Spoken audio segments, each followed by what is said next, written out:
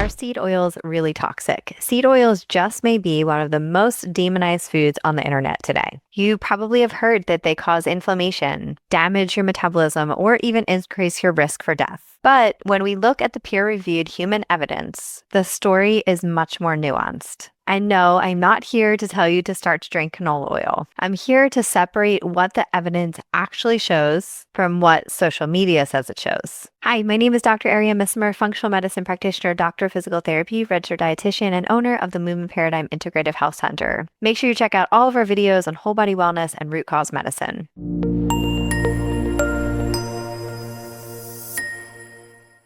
So what are seed oils? When people say seed oil, they are commonly referring to things like canola, soybean, corn, sunflower, safflower, and grapeseed oil. Many are high in the linoleic acid, which is an omega-6 polyunsaturated fatty acid. Linoleic acid is actually an essential fatty acid, which means that we have to consume it through our diet, and our body cannot make it on its own. The concern is that omega-6 fats can participate in pathways involved in inflammatory signaling, and that mechanism is real. But this is often where nutrition conversations can go wrong. A plausible biological mechanism does not automatically mean that something causes harm in humans. When researchers have increased linoleic acid in randomized control trials, the evidence has generally not shown to increase inflammatory markers. So the blanket statement that omega-6 causes inflammation is not supported by human evidence. But what about heart disease? Replacing saturated fats with polyunsaturated fats generally lowers LDL cholesterol, and the broader evidence suggests cardiovascular benefits when unsaturated fats replace saturated fats. But you've seen in older studies like the Minnesota Coronary Experiment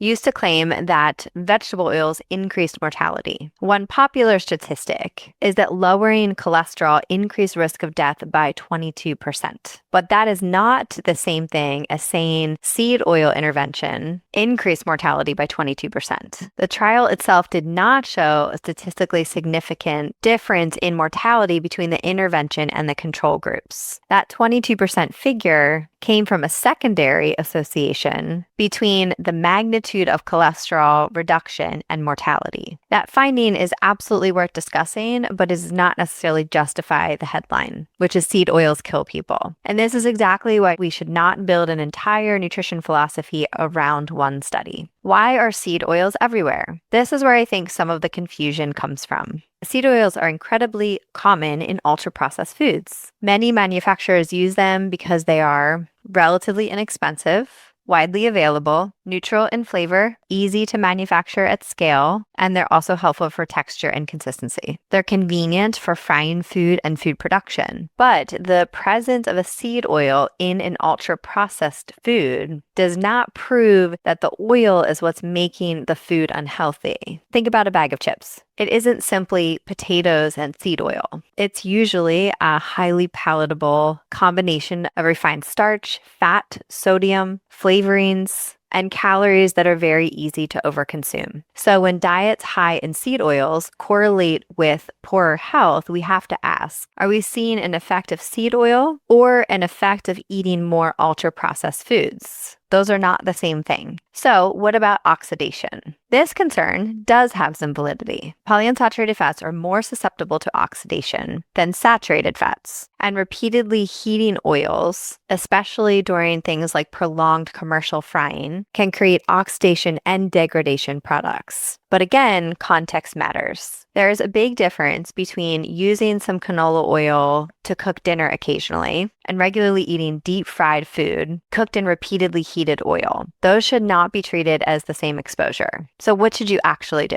Here's my take-home recommendation. First, prioritize nutrient-dense sources of fat. Think extra virgin olive oil, avocado, nuts, seeds, and fatty fish. Second, extra virgin olive oil is a great primary household oil. It has a very strong evidence base, especially within a Mediterranean eating pattern. That does not mean that every other oil is toxic. Third, you do not need to panic if your salad dressing has canola or sunflower oil in it. Some seed oil with an otherwise nutrient-dense diet is very different from a diet that's built around eating packaged and fried foods. Fourth, minimize ultra-processed foods, but do it for the right reason. Not because every ingredient in them is inherently toxic, but because they tend to displace nutrient-dense foods and make it easier to consume excess calories, refined carbohydrates, sodium, and highly palatable combinations of fat and starch. And finally, pay attention to what one fat is replacing. Replacing saturated fat with unsaturated fat is not metabolically equivalent to replacing saturated fat with refined carbohydrate. That distinction matters. So are seed oils a superfood?